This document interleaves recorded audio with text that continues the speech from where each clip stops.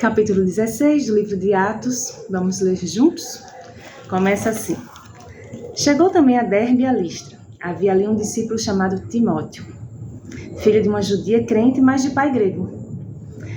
Dele davam bom testemunho os irmãos em Listra e Icônio.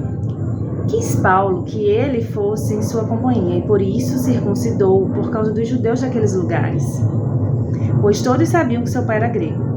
Ao passar pelas cidades, entregavam aos irmãos para que as observassem, as decisões tomadas pelos apóstolos e presbíteros de Jerusalém. Assim, as igrejas eram fortalecidas na fé e dia a dia, aumentava em número. E percorrendo a região frígio-gálata, tendo sido impedidos pelo Espírito Santo de pregar a palavra na Ásia, defrontando Mísia, tentavam ir para Bitínia, mas o Espírito de Jesus não permitiu. E tendo contornado Mísia, desceram a Troade. À noite sobreveio a Paulo uma visão, na qual um varão macedônio estava em pé e rogava, dizendo: passa a Macedônia e ajuda-nos. Assim que teve a visão, imediatamente procuramos partir para aquele destino, concluindo que Deus nos havia chamado para lhes anunciar o Evangelho. Tendo, pois, navegado de Troade, seguimos em direitura a Samotrácia no dia seguinte e a Neápolis, e dali a Filipos, cidade da Macedônia, primeira do distrito e colônia. Nesta cidade permanecemos alguns dias. No sábado saímos da cidade para junto do rio, onde nos pareceu haver um lugar de oração, e assentando-nos falamos às mulheres que para ali tinham concorrido. Certa mulher, chamada Lídia, da cidade de Tiatira, vendedora de púrpura, temente a Deus, nos escutava. O Senhor lhe abriu o coração para atender às coisas que Paulo dizia.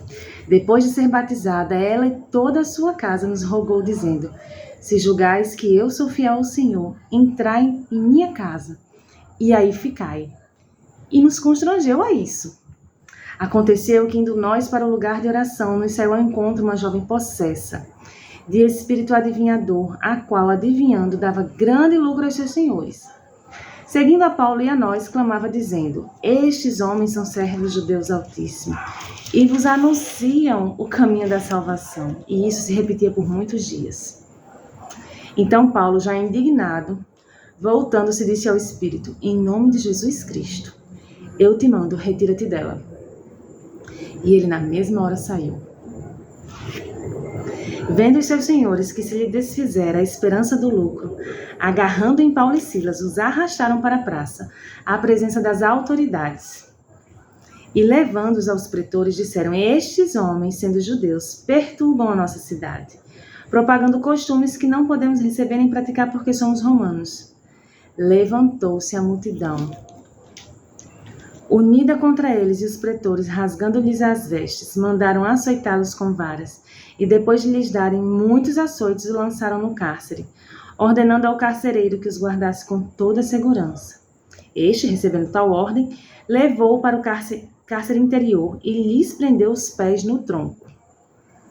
Por volta da meia-noite, Paulo e Silas oravam e cantavam louvores a Deus, e os demais companheiros da prisão escutavam. De repente, sobreveio tamanho terremoto que sacudiu o alicerce da prisão. Abriram-se todas as portas e soltaram-se as cadeias de todos. O carcereiro despertou do sono e, vendo abertas as portas do cárcere, puxando da espada, ia suicidar-se, supondo que os presos tivessem fugido. Mas Paulo bradou em alta voz: não faça nenhum mal, porque estamos todos aqui. Então o carcereiro, tendo pedido uma luz, entrou precipitadamente e, trêmulo, prostrou-se diante de Paulo e Silas. Depois, trazendo-os para fora, disse: senhores, que devo fazer para que seja salvo? Responderam: crê no Senhor Jesus e serás salvo, tu e tua casa. E lhe pregaram a palavra de Deus e a todos os de sua casa. E naquela mesma hora da noite, cuidando deles, lavou-lhe os vergões dos açoites. A seguir foi ele batizado e todos os seus. Então, levando-os para sua própria casa, lhe pôs à mesa, e com todos os seus, manifestava grande alegria por terem crido em Deus. Quando amanheceu, os pretores enviaram oficiais de justiça com a seguinte ordem: põe aqueles homens em liberdade. Então o carcereiro comunicou a Paulo estas palavras. Os pretores ordenaram que fosse exposto em liberdade. Agora, pois, saí em paz.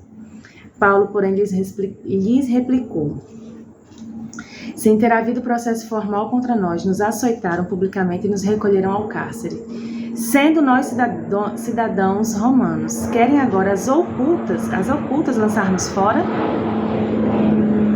Não será assim, pelo contrário. Venham eles e pessoalmente nos ponham em liberdade. Os oficiais de justiça comunicaram aos seus pretores, e estes ficaram possuídos de temor quando souberam que se tratava de cidadãos romanos. Então foram ter com eles e lhe pediram desculpas, e relaxando-lhes a prisão, rogaram que se retirassem da cidade, tendo se retirado do cárcere. Dirigiram-se para a casa de Lídia, e vendo os irmãos, os confortaram. Então partiram. Eu acho muito interessante. Gente, quem é que estava saindo da prisão? Quem é que tinha acabado de levar uma surra? Paulo e Silas. Aí ele, vendo os irmãos, os confortaram. Levou segurança. Calma, irmãos, estamos todos bem. E vocês nem imaginam o que aconteceu, né? O carcereiro, a família dele, todos foram salvos. Todos confessaram que o Senhor Jesus é o Senhor de suas vidas.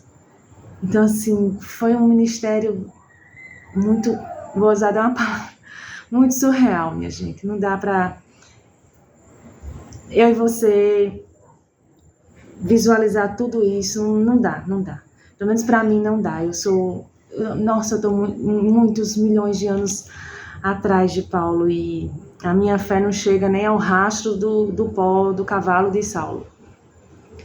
Porque diante dos feitos desse homem, não que eu e você sejamos menos merecedores do amor de Deus, não por isso, porque a fé não é pelas obras, a nossa salvação não é por obras. É só assim, o discurso de ler isso e de se colocar diante de Deus, então assim, que isso não lhe traga peso em nome de Jesus, pelo amor de Deus. É só um desabafo pós-leitura, né? Que a gente, quando olha para a nossa situação, de que tipo de discípulos nós somos de Jesus, o que nós temos feito pelo Senhor, para o Senhor, é constrangedor. Acho que a palavra mais acertada é essa, é constrangedor. Diante de tudo que tantos homens e tantas mulheres sofreram pela divulgação do Evangelho, né? Então, que Deus abençoe sua vida. Me perdoe esse desabafo, não leve em consideração se não for para você, mas que você permita, assim, ser confrontado, talvez não dessa forma, mas de outra forma, pelo Espírito Santo de Deus, e que não só ser confrontado, mas permitir que o Senhor direcione sua vida para onde Ele quer direcionar, para onde Ele quer levar. E nós sabemos que não é um caminho de fama, de glória, de holofotes, não é isso, não é sobre isso que estamos falando, não é isso que aprendemos com Paulo, mas é um caminho de sofrimento, mas com um regozijo verdadeiro, um prazer verdadeiro de ver vidas se entregando para o Senhor. Deus abençoe nossas vidas e continue falando conosco. Em nome de Jesus.